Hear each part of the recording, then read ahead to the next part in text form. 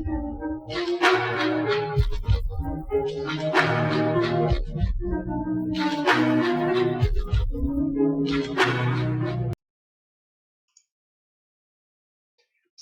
and UDP. Did I say UDP? I'm sorry, I was thinking about TCP and UDP.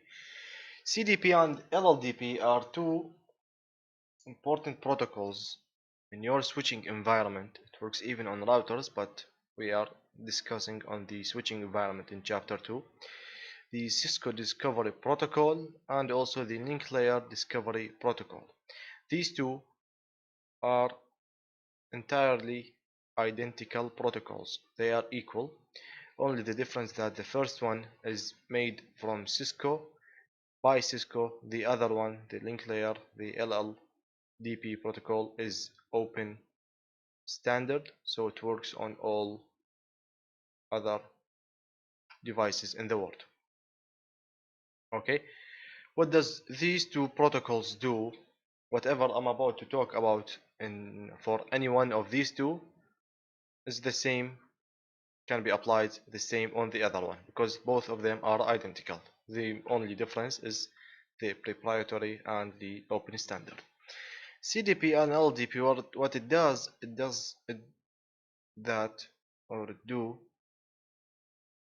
some negotiation steps between these two devices, also these, on all your switches or routers in your networks. Each one of them using one of these protocols will know who is his neighbor, okay, or who is its neighbor. This switch will know its neighbors, this switch will know its both neighbors, also this one and this one. What will it really know? Okay, who am I connected to? It will tell you that you are using port 01, you are connected to a device of this specific model and platform, and you are using your 01 interface, you are connected to this device using maybe also 01 interface or 02 or whatever interface is it. Okay, so this will make you know specifically your interface is connected to whom and on which interface at that point. So maybe when you need to send a technician, okay, maybe to a remote site to check your device or for suspecting or troubleshooting, you will inform him that you have maybe a 3560 Cisco Catalyst switch in your site or data center, and this device has 24 interface. Interface number 1 has a cable that is extended to interface number 2 and another Cisco Catalyst switch of the model or platform 2960. Okay, so this will help your technician and will help you to understand what's happening physically in the real world, what's really happening, what are the real connections, what are the models of the devices, and how are you connected to them. Okay, so in the Cisco world, and what we will do and what you will see, the CDP protocol is used and it is enabled by default in the Cisco switches. Okay, so once you operate your switches, they are already using the CDP and negotiating. So once you issue the show CDP command, show CDP neighbor, it will inform you who are your neighbors and using which ports and their platforms. Okay, but in case if it wasn't a Cisco device, okay, then we will use the LLDP. We can enable it on our, because by default it's disabled on our switches, on our Cisco switches. We can enable it. I'm sorry. After enabling it, it will negotiate with any other switch from any other vendor. It might be Juniper, it might be Huawei, it might be Arista or whatever other device. Okay, using LLDP. Okay, you can also disable CDP in your entire network, no matter if it was only Cisco devices or any other devices, and enable LLDP, and that's it. So you will just apply and use only LLDP in your network, only a single discovery protocol in your network, because you know your network is built on a multi-vendor basis. Okay, so you know that you have more than a single vendor and you want only to make one specific discovery protocol enabled, so maybe you can disable CDP, enable LLDP, since it works on both Cisco and all other vendors. Okay, so this is the usage and benefit of these two protocols. CDP and LLDP do the discovery negotiation between devices. It's automatic, you need to know nothing about it. Okay, detailed information that you can get about your neighbor. This depends on your platform and your software version, but most of them will give you your port that is connected to the opposite device, the port of the opposite device that is connected to you. You might even get the IP address and the MAC address of this neighboring device. Okay, also you will know in some platforms the port description of this other device. Okay, so you will know that in your switch 1 that is connected to switch 2, the port description of maybe fast ethernet 02 will be FA02 dash switch 1 FA01. So this is maybe the port description, so that you will know that this interface is correctly described and it's connected to you, and you also can know from your device what's the description of your device. Okay, so these are all useful information that I can obtain from the opposite device without even logging to it. Okay, so let's verify this in the lab using the pack tracer. This is the pack tracer. Okay, let's start 1 minute.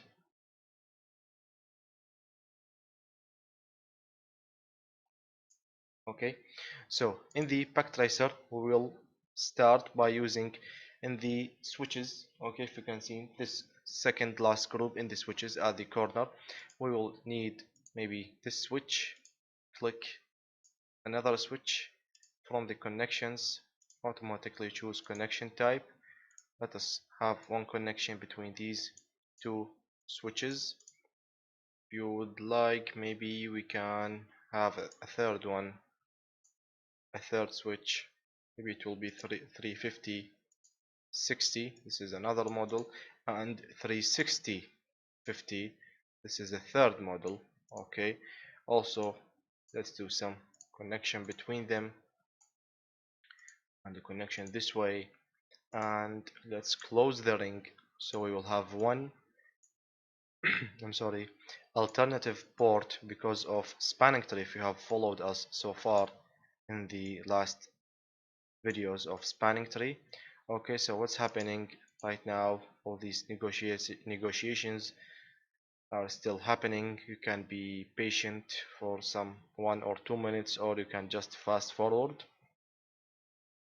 Okay, let's stop here and see that we have all our interfaces are, the first one is up, all the others are down. I think in the new pack tracer the 3560 and 3650 needs to be manually powered up. Let's have one click.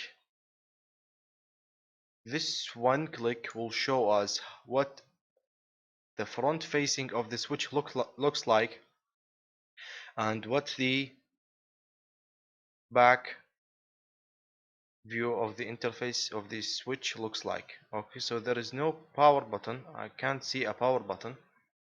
Okay, maybe this is some zoomed in. Okay, let's extend it this way. Hope this is clear to you to see. So there is no power button in here. So maybe if I went to the CLI, no, the device is up. The device is already up, but it's behaving like switch. Maybe because it's a multi-layer switch and its version is behaving like switch, or like a router. Sorry, and the routers by default have their interfaces shut it down. So we must unshut it. So first, would you like to enter the initial configuration always in routers and multi-layer switches when you face the question of would you like to enter the initial config? No, because you will configure it manually based on the needs of your network. So never use this option. Press no, press return, which is enter. Now enable show interfaces status. Let's see. Oh, now it should be clear. Okay, this is a fast Ethernet that is connected to a gigabit Ethernet, and this can't be done this way. Okay, go back. So 1 minute. This device, check the back. Okay, this is real entertainment in Backtracer. Check the back of the device, what it does. This is the front of the device. It has these interfaces. I believe these should be fast Ethernet, but maybe all of it is gigabit. Okay, these also are gigabit interfaces, copper, and these four are to be added in the future. These are SFPs. Okay, these four are SFPs, and the description here, if you can see, it says two of them are 10 gigabit Ethernet in speed. These one are gigabit, and these two are gigabits, and these two are 10 gigabit. This is the first option. This is the first thing to notice. The second one is that in the back I have a blue port, which is the console, a yellow port for management. I have 3 fans and no power supply. So how can it work? Okay, to operate, I will click and hold on the power supply here, drag and drop in here, and this should make the device work or operate. So let's check the CLI. Oh yes, now it is booting. This maybe solve the problem, but we still will have failure, a layer 1 failure in negotiations, because it's fast Ethernet facing a gigabit. Okay, so just in case you are interested, I will do one thing. I will try to customize the gigabit interfaces and change their speed to 100 mega. Okay, so if 100 megabit works, my topology should work. Okay, always answer for no. Press another enter. Enable show interfaces. Why? Oh, because it's show interfaces status. All the interfaces are gigabit Ethernet. Yes, all the interfaces here are gigabit Ethernet. Okay, so all of them now are green. Only one of them is amber. You should know why, because of spanning tree has came in. So I will do one thing. These two interfaces are gigabit Ethernet, and we must solve this by, you can see it works as 10 and 100, no problem. So it's gigabit Ethernet 101 and 102. I will configure them both in a single command. Okay, which is interfaces range.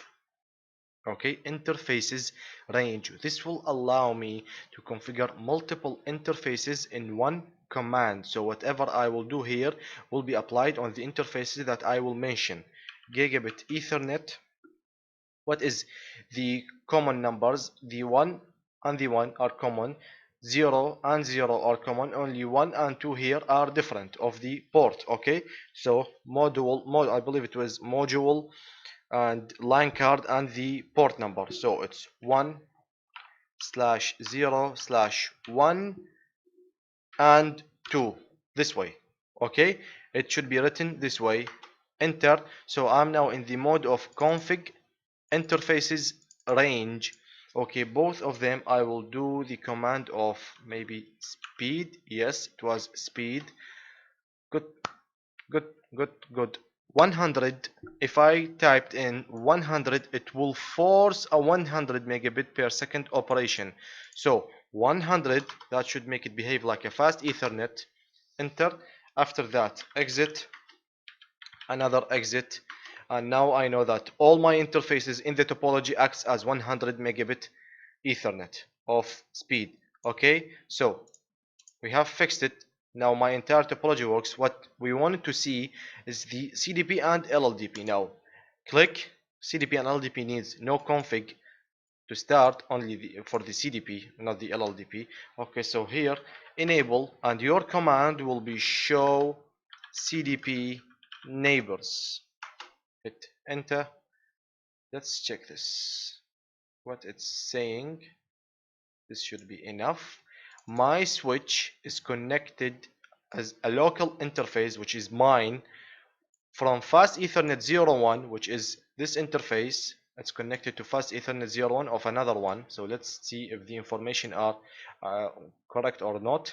Okay, platform capability, the opposite side is a switch, and the platform of the opposite side is 2960. The type of the port is a fast ethernet and has an ID of 01. Okay, and for my fast ethernet 02, which is this one that is connected to gigabit ethernet 101, it is a gigabit ethernet really, but we made it 100, but of the platform 36050. Okay, this will be, capability is not mentioned, I believe, because it's a multi-layer switch. The platform is 3650 and the port is gigabit ethernet ID 101. Okay, so this is how to check it. But just if I wanted to do the other command, which is just change the CDP with LLDP neighbors and hit enter, LLDP is not enabled. Okay, to enable LLDP, in case you are interested, config terminal and do LLDP run. That's it. Hit enter, do end to go back to the operation, up arrow twice, show LLDP neighbor. Total entries displayed are 0 because all these switches are Cisco switches, so all of them has the LLDP disabled, so I must enable LLDP on all of them in order to check LLDP results. So let's maybe do this in here. That will make it a bit fun. Okay, show CDP neighbors.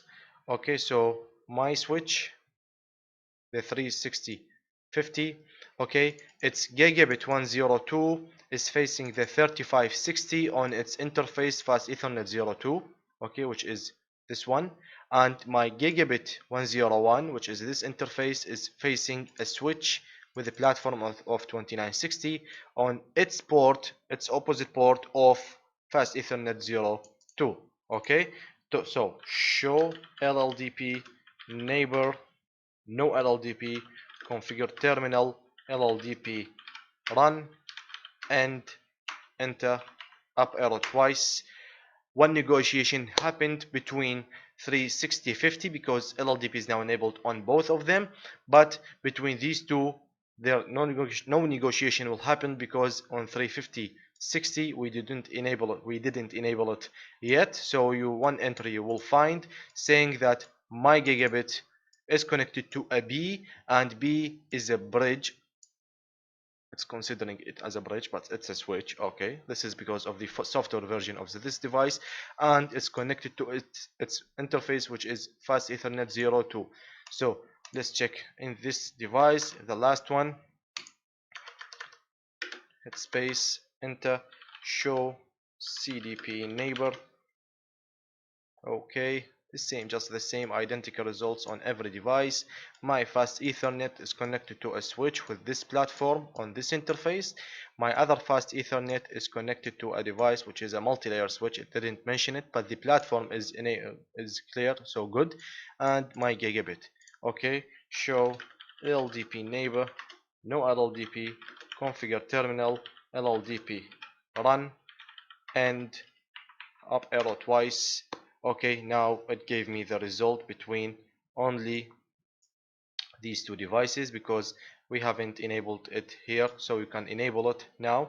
Okay, one final command I would like to check if it's available on this device, on this version. Shows the CDP neighbor, give me the question mark, there is a detail finally. So there is a detail. After the detail I can just hit enter. You can now see that I'm on multi-layer switch 1, which is 3560. It's connected to a device, okay, that is 3650 on its interface. This is my interface, this is its interface, and in here I have a lot of informations about the software version of the opposite device, all its information, the platform. This is it's using iOS XE. The version of the JPL is clear to me. Okay, and the duplex between me and him, me and this device is full, so you can see just all these information are appearing because I issued the show CDP neighbor detail. Okay, so one last command before we finish will be show LLDP neighbor, and there is a detail. Yes, there is a detail also in here. Hit enter. Okay, so what did that give us? It gave us about the same information because we issued the command in here. It gave us the chassis ID, okay, the port ID. You can check this is a MAC address. This is a lot of more information offered by the LLDP. All these information are offered by the LLDP detail command. Okay, so this is CDP and LLDP. One of them is enabled by default on Cisco because it's their I'm sorry, this their, I forgot the word. Okay, I'm sorry, sometimes the language doesn't help. Okay, just mentioned it a few minutes ago. It's their proprietary, I believe. Okay, and the other one is an open standard protocol, so you must enable it, and this is how you do it. It's either you do a run or you should shut it down if you don't want any negotiation to happen. Okay, and that's it. I hope this was informative for you. Any question, please comment below in the video, and in the upcoming video we will be very soon, okay, to finish chapter 2. So thank you for watching.